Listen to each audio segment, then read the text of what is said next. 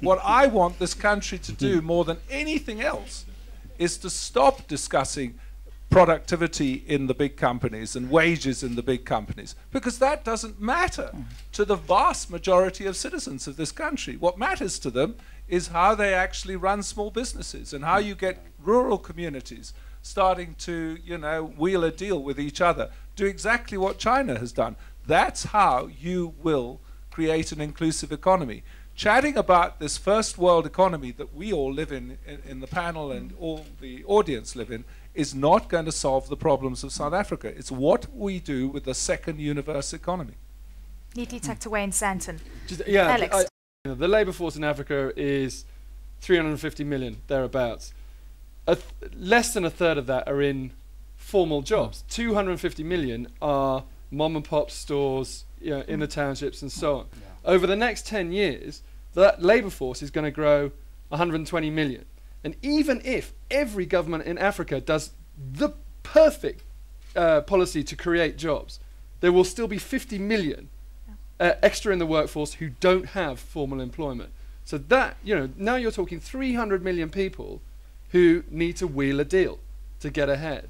That, you know, so the priority has to be creating that kind of enabling environment.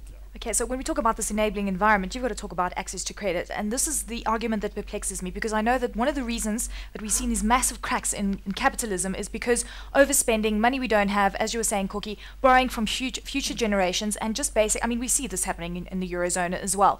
And here we are, we're sitting in South Africa, we're taking a counter-cyclical approach to the way that we're spending. Are we spending on the right things? What is your sense on accumulating that debt, borrowing from future generations, but also making sure you're creating this enabling environment to help people that want to start business? You're totally right. A lot of what happened in the West and in the banking scene there was just, you know, playing cards. It was just leveraging for consumption or for unproductivity. What you need is you need to be able to give credit to the entrepreneurs. And in what has been done in other countries, Thailand and Korea are two, where the government subsidizes banks when they give credit to entrepreneurs. Now, okay, there's all kinds of regulatory problems in doing that, but you've got to get a way of making it economically feasible for banks to do that. I've got a slightly different point to make, which is a lot of small business people don't like borrowing money to start a business at any interest rate, because they know they've got to repay the loan. They would prefer venture capital, in other words, people to share the risk.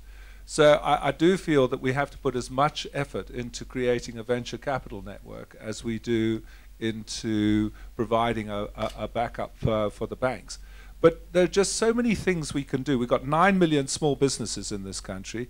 If you relax the labor laws in terms of hiring and firing, not in terms of how you treat people in your company, but in hiring and firing below a certain size of business.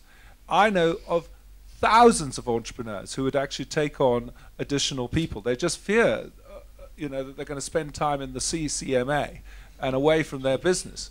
If they would take government on these ever people. do that, though? I mean, realistically, we Well, can no, play out but the this scenario, we but get would back it to the happen? point about the socialist kind of spirit that we have here, and that's why I wanted to mention my point about China. You know, there I was in the kind of, they still call themselves the Communist Party, for heaven's sake. But they've actually seen the light on entrepreneurs in China. We haven't seen the light on entrepreneurs here. If you look at the National Planning Commission report, it hardly mentions the word entrepreneur. Yeah.